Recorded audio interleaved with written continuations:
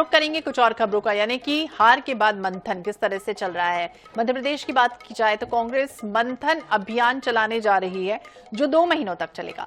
यानी अभियान में नेताओं और पार्टी को हार की वजह बतानी होगी। दरअसल मध्य प्रदेश में हाल ही में लोकसभा चुनाव हुआ है, आपको याद है, और कांग्रेस को बड़ी हार मिली। प्रदेश की सभी 29 सीटों पर भाजपा ने जीत हासिल कर ली और कांग्रेस का हाथ खाली रह गया। अब सबसे हाई प्रोफाइल सीट माने जाने वाली थी छिंदवाड़ा, उसमें कमलनाथ अपना गढ़ बचा नहीं पाए और भाजपा प्रत्याशी ने कांग्रेस प्रत्याशी नकुल नाथ को हरा दिया।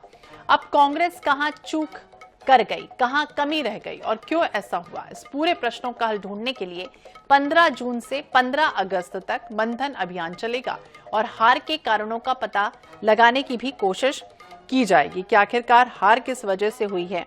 क्योंकि लगातार जमीनी स्तर पर पूरी तरह से कांग्रेस तैयार थी हर मोर्चों पर, लेकिन उसके बाद भी आखिरकार क्या बड़ी वजह रही है, किस तरह की स्थितियां क्यों बनी, तो हार के कारणों का पता लगाने की कवायद। वरिष्ठ कांग्रेस नेता के मिश्रा जी हमारे साथ जुड़ गए। मिश्रा जी, बहुत बहुत स्वागत है आपका INS 24/7 पर। और जिस तरह से 2 महीनों तक अब मंथन की कवायद चलने वाली है कांग्रेस की तरफ से, क्या कहेंगे इस हार की समीक्षा को लेकर आप?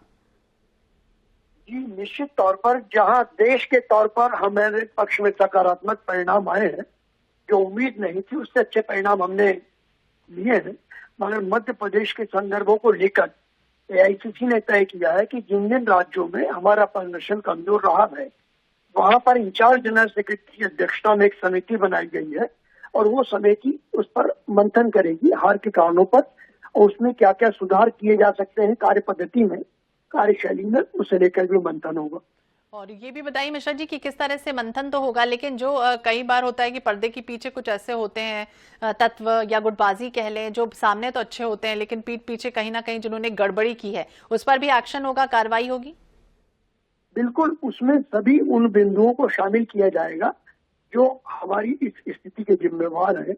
और प्रदेश अध्यक्ष जीतू पटवारी जी ने तो नैतिकता के आधार पर खुद अपने आप को जिम्मेदारी ले ली है, तो और उसके अलावा भी जो जो कारण है उसमें जो सुधार होने होंगे वो हम सब करेंगे और करना भी चाहिए, समय की मांग है। लेकिन कहीं ना कहीं जीतू पटवारी का आपने जिक्र किया है और लक्ष्मण सिंह भी ये कहते हुए नजर आए कि अपने पैरों पर खड़े होने की जरूरत है। उन्हें इस तरह की भी बातें अपने ही पार्टी के नेताओं पर कटाक्ष। देखिए, हर व्यक्ति को अपनी राय शुमारी का, अपने सुझाव देने का अधिकार है। लक्ष्मण सिंह जी ने उसी के तहत जो भी कहा है कहा होगा, मगर पार्टी के स्तर पर जो भी निर्णय होगा AICC की जो गाइडलाइन है उस पर होगा और उसमें हम बहुत बारीकी से अध्ययन करेंगे। मिश्रा जी, कहां से शुरुआत होगी? जैसे 2 महीने करना है तो शुरुआत कहां से होगी और कहां तक पहुंचनी, इसकी भी कुछ जानकारी दीजिए। बिल्कुल, निचले स्तर से लेकर, यानी आप मानिए कि खंड स्तर से लेकर प्रदेश लेवल तक उसमें खुली चर्चा होगी और हम लोग उसमें कोताही जरा भी नहीं बरतेंगे, किसी पर दबाव नहीं रहेगा। हर व्यक्ति अपनी स्वच्छंद विचारधारा के आधार पर उसमें सुझाव दे सकता है और उसमें उसकी सहभागिता क्या होगी ये भी सुनिश्चित करना होगा। और ब्लॉक स्तर से शुरू होगा, खंड स्तर पर आपने चूंकि जिक्र किया, तो क्या इसमें अलग अलग नेताओं को अलग अलग जिम्मेदारियां दी जाएंगी? किस तरह से अभियान चलेगा, जमीनी स्तर पर, ब्लॉक स्तर पर या वार्ड स्तर पर? बिल्कुल, नए चेहरे और पुराने शीर्ष नेताओं का अनुभव, नौजवानों का जोश और सीनियर लोगों का अनुभव वो उसका आधार होगा। और उसके बावजूद भी जहां जहां जो जो परिवर्तन करने हैं हम कोई कोताही नहीं बरतेंगे उसमें। तो जो जो परिवर्तन किया जाएगा उसमें कोताही नहीं बरती जाएगी। और महिला नेत्रियों को किस तरह से इसकी जिम्मेदारी सौंपी जाएगी? पूरे पक्षों को उनका अधिकार दिया जाएगा और देना भी चाहिए, सिर्फ शब्दों में नहीं होगा, वो धरातल पर दिखाई देने वाला होगा। मिश्रा जी, लेकिन जिस तरह से बात करें लोकसभा चुनाव के नतीजे आए उसके बाद 29 की 29 कहीं ना कहीं सीटें हाथ से निकल गई, तो उस पर पूरी तरह से फोकस करने की जरूरत है। आगामी दिनों के लिए अब नगरीय निकाय चुनाव भी होना है, मजबूती किस तरह से लाई जाएगी, उसकी कुछ कवायद किस तरह से आप लोग कर रहे हैं?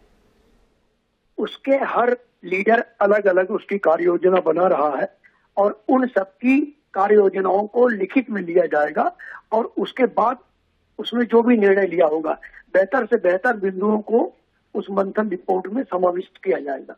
कार्य योजना का आपने जिक्र किया, किस तरह की कार्य योजना तैयार होगी, कहाँ चूक हो गई, कहाँ कमी रह गई, उससे ठीक किया जाएगा? जी, कार्य योजना का पूरा खुलासा तो जब पूरा मंथन हो जाएगा और उसकी रिपोर्ट AICC को सौंपी जाएगी उसके बाद ही होगा। मगर बहुत माइक्रो लेवल पे हम लोग इस पर विचार जी, करेंगे। तो माइक्रो लेवल पर इसकी जांच होगी। मिश्रा जी, बहुत बहुत शुक्रिया बातचीत करने के लिए। हार के बाद मंथन का सिलसिला अब शुरू होने वाला है। 2 महीनों तक नेता जो है वो पार्टी के तमाम अलग अलग जगहों पर जाएंगे, मंथन अभियान चलाएंगे और हार की समीक्षा एक तरह से करने जा रहे हैं। कारणों का पता लगाने की भी कोशिश की जाएगी।